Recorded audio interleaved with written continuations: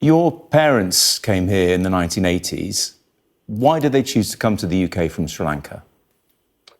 Well, you should probably speak to my parents about that, but I actually don't think it's particularly relevant. My parents did not come here on a boat across the channel illegally. No, I didn't. I They didn't came here say legally, no. and they've contributed to I this didn't country. And I say put it that. to you. You know what? I actually put it to you. You would not be asking this question. There's actually something fundamentally interesting about you asking me that question, because the insinuation of your question is that there is a limit to how restrictive an immigration policy I can advocate for on the basis that my parents happen to be immigrants. And I'm afraid I think there's something very unreasonable about that line of questioning. No, I think you're deriving the wrong insinuation. I'm interested to know why they came to Britain. I wonder if it was because it's seen as an empathetic and accommodating place.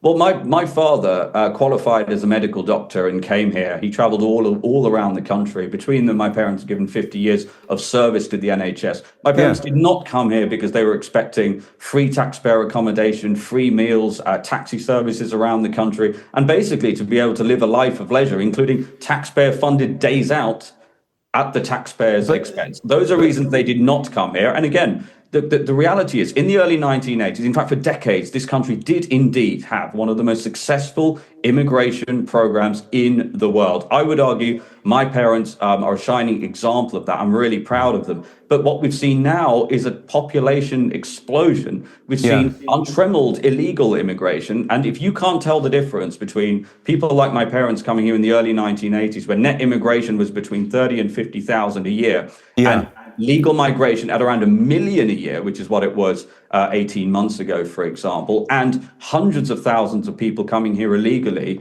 and being put up at the taxpayer's expense. I think British people see a fundamental difference between those things.